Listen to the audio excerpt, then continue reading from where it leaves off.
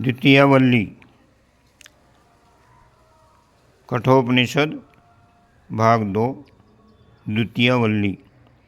यमराज ने नचिकेता से कहा, श्रेय कल्याण का मार्ग और प्रेय सांसारिक भोग्य पदार्थों का मार्ग दोनों पृथक पृथक हैं। भिन्न भिन्न परिणाम देने वाले दोनों श्रेय और प्रेय मार्ग मनुष्य को अपनी अपनी ओर आकर्षित करते हैं। उन दोनों में से श्रेय कल्याण मार्ग को स्वीकार करने वाले साधकों को श्रेष्ठ फल प्राप्त होते हैं, और जो सांसारिक भोगों से युक्त प्रेय मार्ग के पथिक हैं, वे मानव जीवन के महान उद्देश्य से भटककर पतन पराभव को प्राप्त करते हैं। श्रेय और प्रेय दोनों ही मार्ग मनुष्य के समक्ष उपस्थित होते हैं। बुद्धिमान मनुष्य उन दोनों को भली प्रकार विचार कर उन्हें अलग अलग रूप से जान लेते हैं। विवेकशील साधक निश्चित रूप से प्रिय लगने वाले भोग साधनों की अपेक्षा कल्याण पथ को श्रेष्ठ कर मानकर उसे ही वर्ण करते हैं।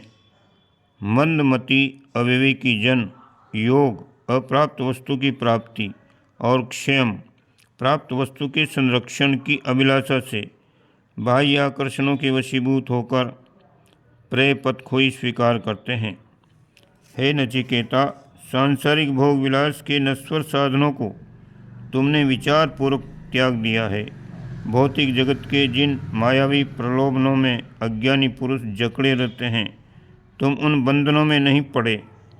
जो श्रेय और प्रेय मार्ग विद्या और अविद्या के रूप में जाने गए हैं, वे दोनों परस्पर बिल्कुल विपरीत और भिन्न भिन्न फल देने वाले हैं। हे नचिकेता, तुमको हम श्रेय यानी आध्यात्मिक मार्ग का साधक मानते हैं, क्योंकि तुम्हें चकाचौंध पैदा करने वाले भोग विलास के साधनों ने प्रलोभित नहीं किया। अविद्या अज्ञान अंधकार के मध्य में स्थित होते हुए भी स्वयं को विद्वानों और विशेषज्ञों की श्रेणी का मानने वाले मूढ़जन अनेक प्रकार की कुटिल मार्गों का सहारा लेते हुए ठीक उसी प्रकार ठोकरें खाते फिरते हैं जैसे अंधों के द्वारा ले जाए जाने वाले अंधे। धन के व्यामोह से जकड़े हुए विवेकहीन प्रमादी मनुष्य के अंतरंग में पारलौकिक विचारधारा का अभ्युदय नहीं होता, क्योंकि वह जीवन के अस्तित्व को प्रत्यक्षवाद पर ही आधारित मानता है। आध्यात्मिक जीवन के अस्तित्व को नकारने वाले शरीर अभिमानी मनुष्य बार बार जन्म मरण के बंधन में घूमता हुआ हमारे यानी यमराज के वशीभूत होकर रहता है। जन साधारण को आत्म तत्व ज्ञान के संबंध में जानने का सुअवसर तक नहीं मिलता। अगर संयोग से ऐसा अवसर मिला भी तो अधिकांश ज्ञान प्रकाश के अभाव में अपने जीवन को उसके अनुरूप ढालने में सक्षम नहीं होते। उस तत्व ज्ञान का भली प्रकार प्रतिपादन करने वाले भी अति दुर्लभ ही हैं। उस ज्ञान को ग्रहण करने वाला भी कोई कुशल जिज्ञासु ही सुपात्र होता है। विशेषज्ञ आचार्य द्वारा तत्व ज्ञान से अनुप्राणित तत्ववेत्ता भी अति दुर्लभ ही होता है।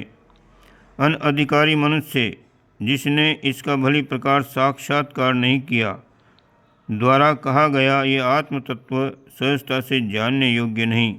किसी तत्ववेत्ता आचार्य द्वारा न समझाए जाने पर भी इस संबंध में कोई प्रगति नहीं हो पाती। ये विषय बड़ा गूढ़ है, अतएव वह तर्क वितर्क के दायरे में सीमाबद्ध नहीं है। हे प्रिय नचिकेता, श्रेष्ठ आत्मज्ञान के निमित्त शुष्क तर्क वितर्क की उहापोह से भिन्न आपकी बुद्धि प्रखर है। ऐसी मेधा शक्ति को तर्क द्वारा प्राप्त नहीं किया जा सकता। हे नचिकेता, आप सचमुच ही यथार्थ सत्य के अन्वेषक हैं। हमारी अंतरंग इच्छा यही है कि आप जैसे जिज्ञासु शिष्य ही हमें प्राप्त हों। मैं जानता हूँ कि ये कर्मफल जन्य संपदा नाशवान है। नश्वर साधनों के द्वारा उस नित्य आत्म तत्व को प्राप्त किया जाना शक्य नहीं। मेरे द्वारा नाचिकेत अग्नि का चयन किया गया है। उन्हीं अनित्य पदार्थों अथवा साधनों द्वारा मैंने अभिलषित नित्य आत्म तत्व यम पद को प्राप्त किया है। हे नचिकेता, आपने भोग्य साधनों से भरपूर यज्ञ की चिरस्थायी फल से युक्त असीम निर्भयता से युक्त स्तुत्य और प्रशंसनीय प्रतिष्ठा से संपन्न स्वर्लोक को धैर्यपूर्वक छोड़ दिया है। ये आपका अति बुद्धिमत्तापूर्ण निर्णय है। विशिष्ट तप साधना द्वारा देखे जाने योग्य सांसारिक विषय वासनाओं से परे अत्यंत गुप्त स्थान में स्थित बुद्धि रूपी गुफा में निहित गहन स्थल में विद्यमान अर्थात अंतःकरण में विराजमान सनातन उस दिव्य गुण संपन्न परमात्मा को अध्यात्म योग के द्वारा जानकर बुद्धिमान मनुष्य हर्ष और शोक से मुक्त हो जाता है। हे नचिकेता, तुम्हारे जैसे साधक इस आत्मिक ज्ञान को सुनकर इसे भली प्रकार ग्रहण कर तथा विवेकपूर्वक इस पर चिंतन करके धारण करने योग्य इस सूक्ष्म आत्म तत्व को समुचित रूप से जान लेते हैं। वे इस आनंद स्वरूप आत्मा को पाकर चिरंतन आनंद में लीन हो जाते हैं। तुम्हारे निमित्त तो ब्रह्म प्राप्ति का द्वार सदैव खुला हुआ है, ऐसा मेरा मंतव्य है। नचिकेता का कथन। हे यमराज, जिस आत्म तत्व को आप यज्ञादि धर्म कृत्यों द्वारा तथा शास्त्र निषिद्ध कर्मों से पृथक मानते हैं, जो कार्य कारण रूप जगत एवं भूत भविष्यत तथा वर्तमान काल से भी भिन्न है, उसी परम आत्म तत्व के संबंध में हमें बताएं। यम ने कहा, सभी वेद जिस ब्राह्मी स्थिति परम पद का बार बार उल्लेख करते हैं, सभी तप साधनाएँ जिस स्थिति का अनुभव कराती हैं, जिसे प्राप्त करने की अभिलाषा से साधकगण ब्रह्मचर्य आदि व्रतों का पालन करते हैं। हे नचिकेता, मैं तुमसे उसी स्थिति का संक्षेप में वर्णन करता हूँ। ओम ही वह परम पद है।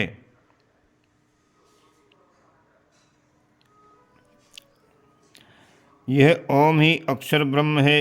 यही ओम पर ब्रह्म अर्थात सर्वोत्तम है। इसी अक्षर को भली प्रकार जानकर जो साधक जिस अभिष्ट की कामना करते हैं, उन्हें उसकी प्राप्ति होती है। ये प्रणव यानी ओंकार ही आत्म साक्षात्कार का श्रेष्ठ अवलंबन है। यही परमात्मा के ध्यान का आधार होने से सर्वश्रेष्ठ है। इस ब्रह्म प्राप्ति के आश्रय को जानकर साधकगण ब्रह्मलोक को प्राप्त करते हैं। ये नित्य ज्ञान स्वरूप आत्मा न तो उत्पन्न होता है और न मृत्यु को ही प्राप्त होता है। यह आत्मा न तो किसी अन्य से उत्पन्न हुआ है और न इससे ही कोई उत्पन्न हुआ है। यह आत्मा अजन्मा, नित्य, शाश्वत और क्षय तथा वृद्धि से रहित है। शरीर के नष्ट होने पर भी यह आत्मा नष्ट नहीं होता। यदि हनन करने वाला व्यक्ति अपने को मारने में सक्षम मानता है और हनन किया हुआ व्यक्ति स्वयं को मारा हुआ मानता है, तो वे दोनों ही आत्म तत्व के संबंध में अनभिज्ञ हैं, क्योंकि ये आत्मा न तो किसी को विनिष्ट करता है और न किसी के द्वारा इसे मारा जाना शक्य है। परमात्म चेतना इस जीवात्मा की हृदय रूपी गुफा में अणु से भी अति सूक्ष्म और महान से भी अति महान रूप से विराजमान है। निष्काम कर्म करने वाले तथा शोक रहित कोई बिरले साधक ही परमात्मा की अनुकंपा से ही उसे देख पाते हैं। एक स्थान पर विद्यमान होते हुए भी वो परम चेतना दूर चली जाती है और शयन करते हुए भी सभी जगह गमन करती है। हर्षयुक्त और हर्ष रहित उस देव को मेरे अतिरिक्त अन्य कौन भली प्रकार जानने में सक्षम हो सकता है। जो शरीरों में शरीर रहित तथा स्थिर न रहने वालों अनित्यों के मध्य नित्य स्वरूप में स्थित है, उस महान सर्वव्यापक आत्म तत्व को जानकर बुद्धिमान मनुष्य शोकातुर नहीं होते। परमात्म तत्व को मात्र धर्म उपदेश सुनकर स्तुति वंदना के रूप में उसकी चर्चा करके तथा शास्त्रों का अध्ययन करके नहीं जाना जा सकता। जिस पर उसकी कृपा होती है वही उसे जान पाता है। वो परमात्म तत्व अधिकारी साधक के समक्ष अपने वास्तविक स्वरूप को स्वयं ही अभिव्यक्त कर देता है। जड़ पदार्थ परक ज्ञान सुनकर या पुस्तक से पढ़कर प्राप्त किया जा सकता है। आत्म तत्व परक ज्ञान चेतन होता है। वह सत्पात्र का स्वयं वर्णन करता है। वह कैसे साधक का वर्णन करता है, ये तथ्य अगले मंत्र में स्पष्ट किया गया है। जो मनुष्य दुष्कर्मों के पाप से निवृत्त नहीं है, जिनकी इंद्रियां स्वयं के नियंत्रण में नहीं हैं तथा जिनके मन पूरी तरह से सांसारिकता से निवृत्त नहीं हैं, ऐसे व्यक्ति प्रकृष्ट ज्ञानवान होते हुए भी परिष्कृत जीवन के अभाव में इस आत्म तत्व को जानने में समर्थ नहीं होते। ब्राह्मण, क्षत्रिय आदि सभी जिस परमात्मा का ओदन अन्न आहार माने जाते हैं, स्वयं मृत्यु यानी काल, जिसका उपसेचन शाक आदि या जल की तरह आहार का सहयोगी है, वह जहाँ भी है, जैसा है, उसे भला कौन जान सकता है। इस मंत्र में ब्रह्म एवं क्षत्र संबोधन उपलक्षण रूप में प्रयुक्त प्रतीत होते हैं। ब्रह्म से सहज धर्मानुशासन अथवा विचार शक्ति का तथा क्षत्र से रक्षण या पुरुषार्थ की शक्ति का बोध होता है। इस प्रकार ये संबोधन जीव मात्र की विशेषताओं के प्रतीक सिद्ध होते हैं। वह परमात्म तत्व समय आने पर जीव मात्र को मृत्यु के संयोग से अपने अंदर समाहित कर लेता है। इस प्रकार से ये दूसरी बल्ली पूरी होती है। अब तीसरी बल्ली में आगे का वर्णन करेंगे। इस वीडियो को यहीं पूरा करते हैं।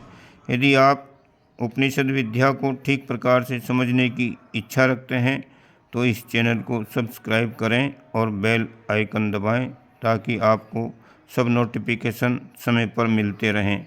ओम शांति।